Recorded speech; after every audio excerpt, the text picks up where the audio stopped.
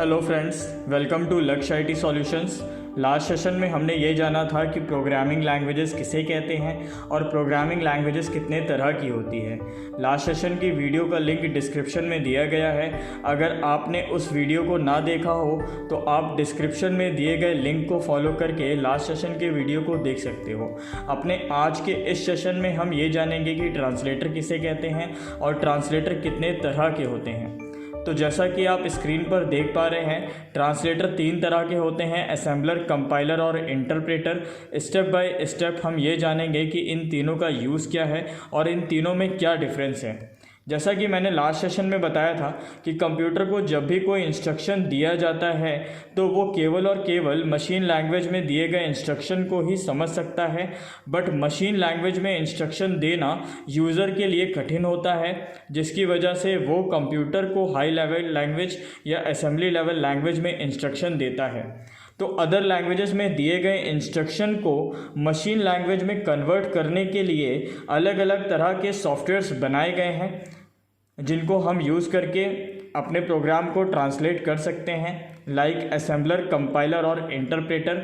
जैसा कि आप स्क्रीन पर देख पा रहे हैं, ट्रांसलेटर प्रोग्राम का फ्लो ऑफ कंट्रोल बना हुआ है, जिसमें ये दिखाया गया है कि यूज़र हाई लेवल लैंग्वेज में इंस्ट्रक्शन देता है जिसमें कि इंग्लिश वर्ड्स होते हैं।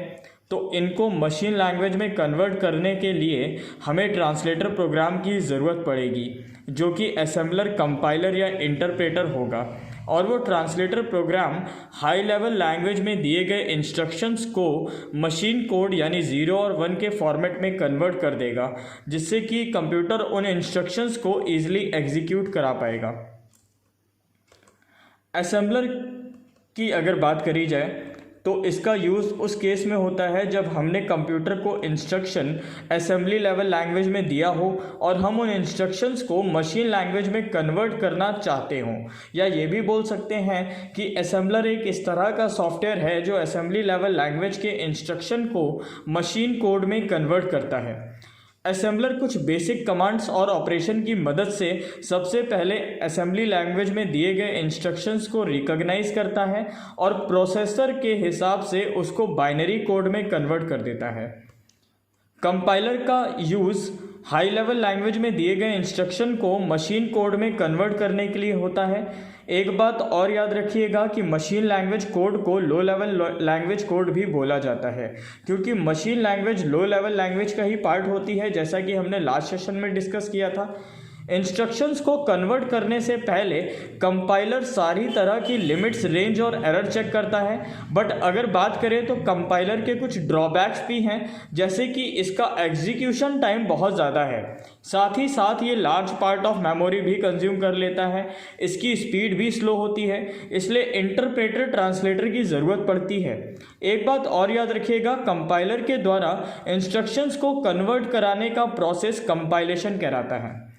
इंटरप्रेटर की अगर बात करी जाए तो इसका यूज़ भी हाई लेवल लैंग्वेज में दिए गए इंस्ट्रक्शंस को मशीन कोड में कन्वर्ट करने के लिए होता है। बट इंटरप्रेटर एक बार में किसी भी प्रोग्राम के एक स्टेटमेंट को ही कन्वर्ट करता है, पूरा प्रोग्राम एक साथ कन्वर्ट नहीं कराता है। तो इंटरप्रेटर इसी तरह से एक एक स्टेटमेंट को कन्वर्ट कराता है और फाइनली सेम ये प्रोसेस स्टेप बाय स्टेप पूरे प्रोग्राम के लिए करके वो पूरे प्रोग्राम को मशीन कोड में कन्वर्ट करा देता है। अब आप लोग ये सोचेंगे कि इंटरप्रेटर और कंपाइलर में एक्चुअल मेन डिफरेंस क्या है। अगर दोनों का काम सेम है और दोनों सेम काम को कर रहे हैं तो कंपैरिजन की बात कर लेना ज़रूरी है। कंपाइलर की तुलना में इंटरप्रेटर एक छोटा सॉफ्टवेयर है, जिसकी वजह से उसे मेमोरी स्पेस कम चाहिए होता है इंस्टॉलेशन के लिए। इंटरप्रेटर का यूज़ मोस्टली उन सिस्टम्स में करा जाता है जिनमें मेमोरी स्पेस कम होता है। इंटरप्रेटर की तुलना में कंपाइलर फास्ट वर्क करता है, मतलब कंपाइलर मशीन कोड में हाई लेवल लैंग्वेज को फास्टली कन्वर्ट करा पाता है।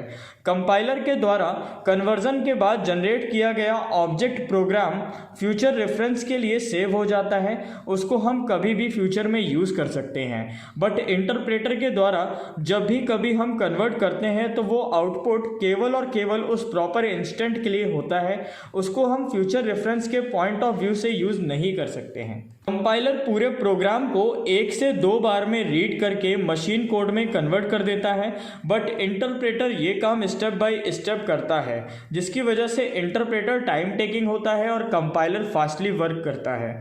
तो अगर फाइनल कंक्लूजन देखा जाए तो कंपाइलर इंटरप्रेटर से बहुत ज़्यादा फास्ट होता है, बट ऐसे सिस्टम्स जिनमें ज़्यादा मेमोरी स्पेस नहीं होता है उनमें हम इंटरप्रेटर यूज़ करके भी अपना कन्वर्जन का काम कर सकते हैं। बट हाईली रिकमेंडेड यही होता है कि ऑलवेज कंपाइलर को यूज़ करा जाए हाई लेवल लैंग्वेज कोड को मशीन लैंग्वेज कोड में कन्वर्ट करने के लिए।